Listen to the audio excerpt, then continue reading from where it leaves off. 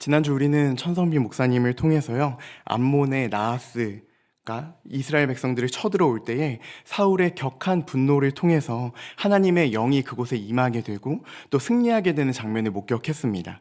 그 이후에 이스라엘 백성들의 반응을 살펴보면 사무엘상 11장 12절이 기록하고 있는데요.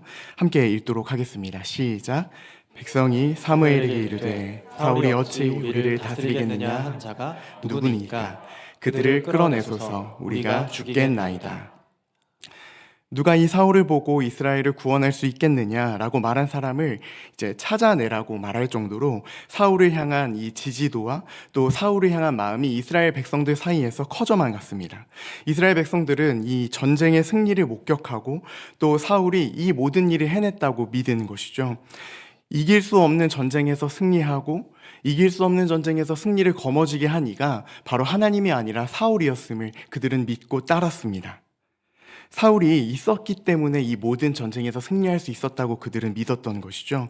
그렇게 믿지 못하는 사람 또는 사울이 우리의 왕이 될 자격이 없다고 이야기하는 사람을 찾아내서 죽이겠다고 이스라엘 백성들이 이야기하는 것입니다. 하지만 우리는 지난주 하나님의 그 말씀을 통해서 이 모든 일과 이 모든 전쟁과 그리고 이 모든 것을 이끌어 가시는 분이 사울이 아니라 바로 하나님임을 우리는 목격했습니다. 하나님이 사실은 이 모든 것을 했다고 우리는 믿고 우리는 그렇게 성경을 보았지만 이스라엘 백성들은 지금 사울이 우리를 구원했다, 우리를 그 전쟁에서 이기게 했다고 굳게 믿는 것이죠. 그리고는 하나님께서 우리는 지난주에 살펴보면서 그 전쟁을 통해서 이스라엘 백성들을 얼마나 사랑하는지를 또 이해했습니다. 사랑하는 성도 여러분, 저는 이 본문을 보면서 이 대목이 참 신기하다고 생각했습니다. 왜냐하면 같은 본문을 바라봐도요, 같은 이야기를 그들은 경험했음에도 불구하고 우리와 보는 시각이 참 많이 다른 것입니다. 어쩌면 사람은 보고 싶은 것만 보고 믿고 싶은 것만 믿고 싶은지 모르겠습니다. 동일하게 하나님의 말씀, 동일하게 하나님의 일하심을 보았음에도 이스라엘 백성들은 그것이 하나님이 한 것이 아니라 사울이 했다고 믿었고요. 또 똑같은 본문을 우리가 읽었지만 우리는 이것이 하나님이 했다고 이야기하는 것처럼 사람은 어쩌면 보고 싶은 것만 보고 믿고 싶은 것만 믿는 것인지 잘 모르겠습니다. 그런데 오늘 우리가 하나님 말씀을 좀 살펴보면서 하나님께서 보여주시는 것을 우리가 목격하기를 소원합니다. 내가 보고 싶은 것 말고, 내가 믿고 싶은 것 말고, 우리 하나님께서 보여주시는 것, 우리 하나님께서 하신 일들을 우리의 시각에서 훼손하지 않고 하나님만을 의지하게 되는 시간 되기를 진심으로 소원합니다. 사무엘상 11장 14절부터 15절을 함께 살펴보겠습니다.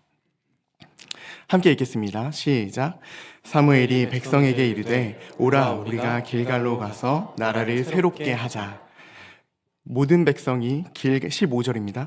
모든 백성이 길갈로 가서 거기서 여호와 앞에서 사울을 왕으로 삼고 길갈에서 여호와 앞에 화목제를 드리고 사울과 이스라엘 모든 사람이 거기서 크게 기뻐하니라.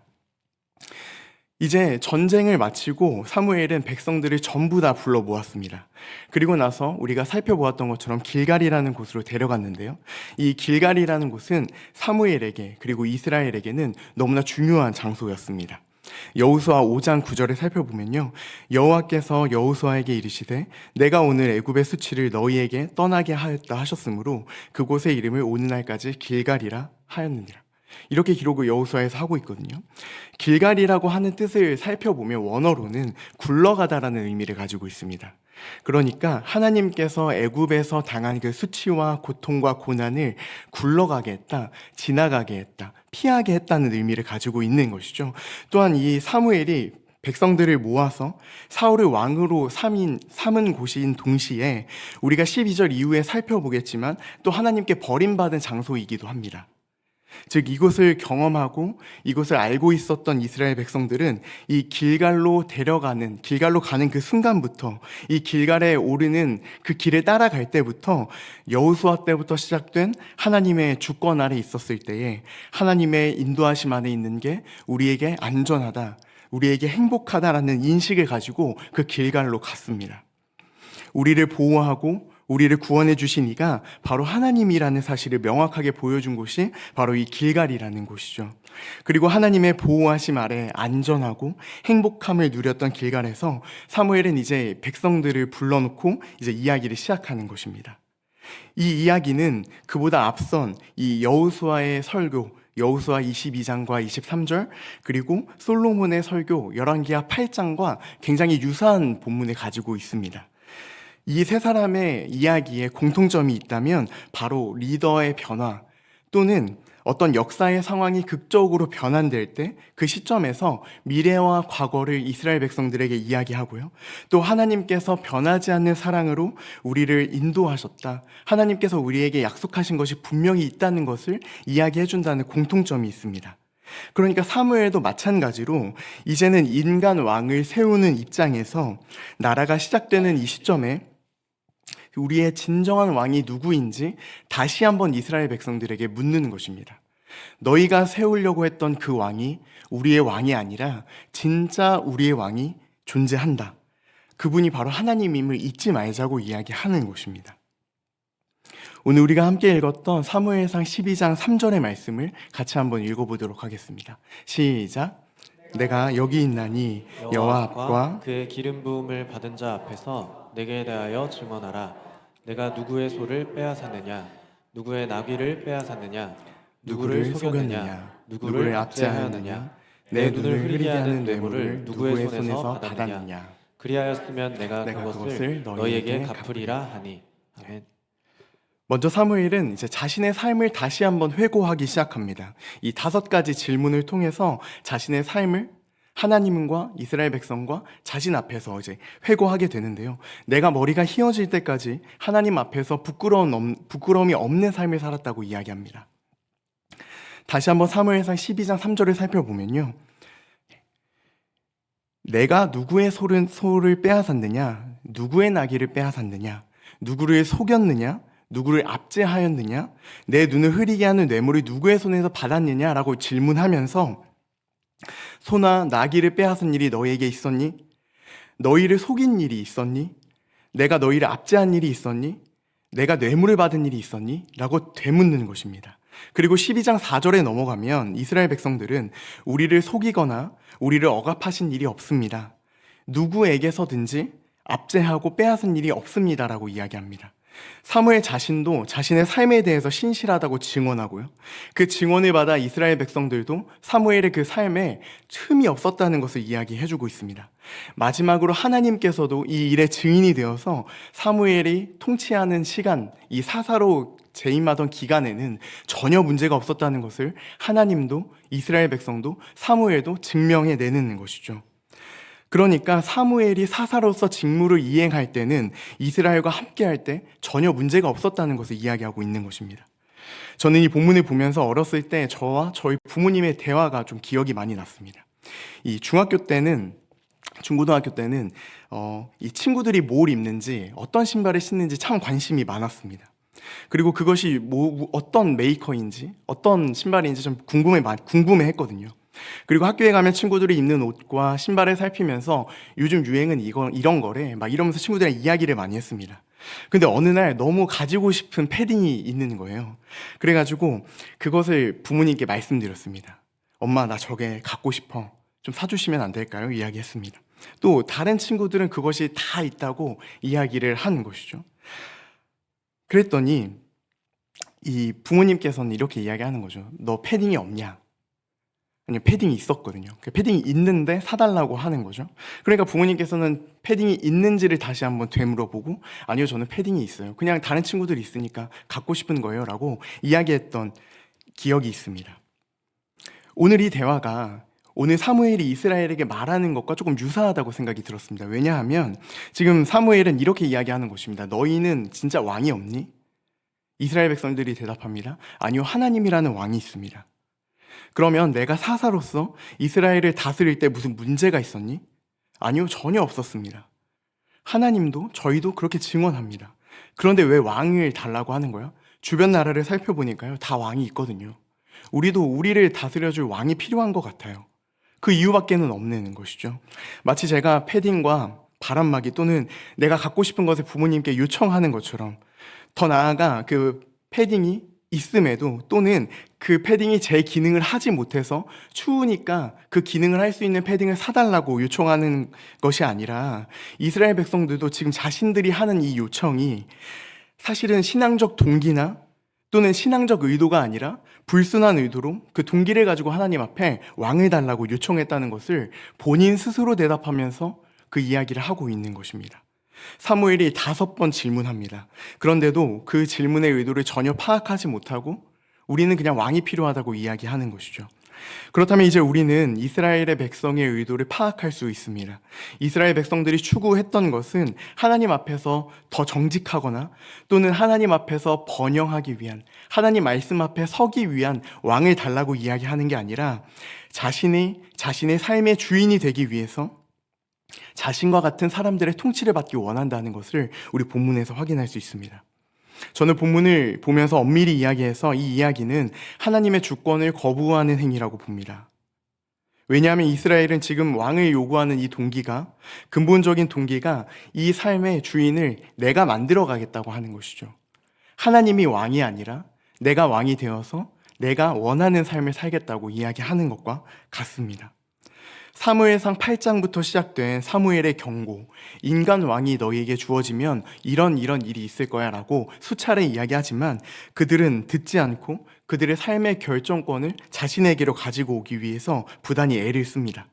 결정적으로 지금까지는 하나님의 말씀을 듣고요, 또 하나님을 찾으면서 순종하는 것이 그들의 생활 양식이었는데요. 그리고 더 나아가 그들의 정치적 참여였습니다. 그런데 이제는 사무엘 이후부터는 이제는 우리가 왕을 세우고 우리가 원하는 통치 방법대로 하나님 그렇게 해주시기를 원합니다라고 이야기하는 것이죠. 그런데 이 모습을 보는 사무엘은 이스라엘 백성들이 너무 안타까웠나 봅니다. 우리가 오늘 본문을 1절부터 25절까지 전체적으로 읽었는데요. 그 중에서 가장 많이 나오고 가장 많이 반복되는 단어가 있습니다. 그 단어가 무엇이냐면 바로 여호와라는 단어입니다. 오늘 우리가 함께 본문을 보면서 살펴보면 여호와 또는 하나님 또는 주님이라는 표현이 가장 많이 등장합니다. 우리가 뭔가 중요한 이야기를 하고 싶을 때나 또는 같은 말을 반복하거나 또 같은 단어를 반복해서 사용함으로써 의미를 강조하는 것처럼 하나님의 감동하심을 받은 이 사무엘은 거듭해서 하나님, 여호와, 주님이라는 표현을 거듭해서 사용하는 것입니다. 16절까지는 하나님께서 우리에게 어떤 일을 하셨는지를 이야기하고 있습니다. 마치 한 번으로는 이해하지 못하니까 두 번째 기회를 주는 것처럼 비록 너희가 왕을 세웠지만 사실은 이 왕이 누구인지 정확하게 말해주고 싶은 것 같습니다. 또 반복해서 나오는 단어가 있거든요. 그것은 사무엘상 12장 7절과 16절에 반복적으로 등장하는 단어인데요. 사무엘서 12장 7절입니다. 그런즉 가만히 서 있으라. 여호와께서 너희와 너희 조상에게 행하신 모든 공의로운 일에 대하여 내가 여호와 앞에서 너희와 담론하리라. 16절을 살펴보면요, 너희는 이제 가만히 서서 여호와께서 너희의 목전에서 행하시는 이 큰 일을 보라 이야기합니다. 가만히 서 있으라, 가만히 서서라는 단어가 반복돼서 등장합니다. 가만히 서서라는 표현을 사용하는데요. 이 말은 단순히 일어나서 서서 있어라 이 이야기를 하는 표현이 아닙니다. 성경에서 같은 단어를 살펴보면요, 역대하 20장 17절에 기록이 되어 있는데요. 이 전쟁에는 너희가 싸울 것이 없나니 대열을 이루고 서서 너희와 함께한 여호와가 구원하시는 것을 보라. 그리고 우리에게 더 익숙한 그리고 더 와닿는 표현이 있는데요. 그건 출애굽기 14장 13절입니다. 함께 같이 읽겠습니다. 시작. 모세가 백성에게 이르되 너희는 두려워하지 말고 가만히 서서 여호와께서 오늘 너희를 위하여 행하시는 구원을 보라. 너희가 오늘 본 애굽 사람을 영원히 다시 보지 아니하리라. 아멘. 출애굽기 이야기를 한번 살펴보면 이제 홍해 앞에서 우리가 다시 돌아가는 게 좋겠다, 우리를 죽이려고 데리러 나왔냐라고 이야기하고 불평하는 이스라엘 백성들 앞에서 지금 모세가 이야기하는 것입니다. 출애굽기 말씀을 살펴보니 이 말씀의 의미가 조금 더 분명하게 보이는 것 같습니다. 지금 너희가 인간 왕을 세우고자 하는 백성들에게 다시 한번 사무엘은 이야기하는 것입니다. 먼저는 그들이 왕을 요청한 그 의도를 분명하게 파악합니다. 그리고 그것이 불순한 의도였음을 확인하고 안타까운 마음을 가지고 이제 우리의 진짜 왕이 누구인지 여호와, 하나님, 주님이라는 표현을 통해서 다시 한번 강조하죠. 그리고 너희는 서 있으라고 이야기하는 것입니다. 서 있을 때에 우리가 서 있을 때 하나님께서 우리에게 어떤 일을 하셨는지 과거를 살펴보니까 하나님이 일하시는 것을 목격했던 이야기를 사무엘은 해주는 것입니다. 여호와 하나님을 반복해서 이야기하고요. 그리고 하나님이 우리를 살리신 이야기, 이 이야기를 하고 있는 것입니다. 그렇다면 이 두 이야기를 통해서 여호와 하나님을 반복적으로 이야기하고 또 가만히 서 있으라 이야기하면서 사무엘은 이스라엘 백성들에게 어떤 이야기를, 어떤 메시지를 해주고 싶은 것일까요? 사랑하는 성도 여러분, 이 말씀을 천천히 한번 돌아봤으면 좋겠습니다. 이 사무엘은 지금 이 나라는, 그리고 우리의 삶의 주인은 너희가 인간을 왕으로 세워도 결국 그것을 인도하시는 이가 바로 하나님이라는 사실을 사무엘은 가르쳐 주고 싶었습니다. 그리고 그 하나님께서 우리를 과거 때부터 지금까지 인도하셨다는 것을 분명히 이야기하는 것이죠. 그러니까 이 나라를 만들어 가시는 이 나라를 끌고 가시는 인도하시는 이가 바로 하나님이라는 것을 사무엘은 지금 말하고 싶은 것입니다. 사랑하는 성도 여러분, 우리에게도 다시 한번 이 질문을 해보아야 합니다. 우리의 삶의 주인이 바로 나인지 아니면 정말로 여호와 하나님이신지를 우리 다시 한번 질문해 보아야 합니다. 마치 내 안에 하나님보다 더 큰 영향을 가지고 있는 유무형의 무언가가 있는지 다시 한번 살펴보아야 하는 것이죠. 저는 우리의 삶에 살아가면서 이 돈과 정직에 대한 부분이 가장 지켜나가기가 어렵다고 생각했습니다. 제가 어린 아이들 축구를 가르치면서 이런 생각을 하게 되었습니다. 일을 이제 하면서 시간에 따라서 수당을 받는데 적게 일하고 많이 벌었으면 좋겠다는 생각을 했습니다. 또 이제는 매니저가 돼서 같이 함께 일할 사람들을 초청합니다. 그리고 그 사람들과 함께 팀을 이뤄가지고 축구 클럽을 운영하는데 이런 생각이 또 드는 거죠. 고용은 했는데 이 사람들이 많이 일하고 난 돈을 적게 줬으면 좋겠다는 생각을 하는 것입니다. 제가 마치 돈에 미쳐 있어서 이런 생각을 하는 게 아니고 돈의 노예가 돼서 이런 얘기를 하는 게 아니라 그냥 자연스럽게 제 머릿속에 드는 생각이었습니다. 만약 제가 생각한 대로 이루어진다면 이것은 사실은 정직이 아니죠. 착취 혹은 거짓말하는 것입니다. 사랑하는 성도 여러분, 하나님의 나라의 원리가 착취나 거짓말로 폭력으로 이루어지지 않죠. 그런데 우리는 적어도 저는 하나님께서 제 삶의 주인이 되지 못하면 저의 삶을 착취나 폭력, 사랑의 원리로 하나님의 나라를 이끌어가는 게 아니라 제 삶을 인도해가는 게 아니라 사랑의 원리를 잃어버리고 하나님 나라의 원리를 잃어버리는 것을 경험하곤 했습니다. 사랑하는 성도 여러분, 우리는 그렇다면 지금 하나님을 정말 우리의 삶의 주인으로 모시고 있습니까? 우리의 삶의 가장 중요한 분으로 인정하고요.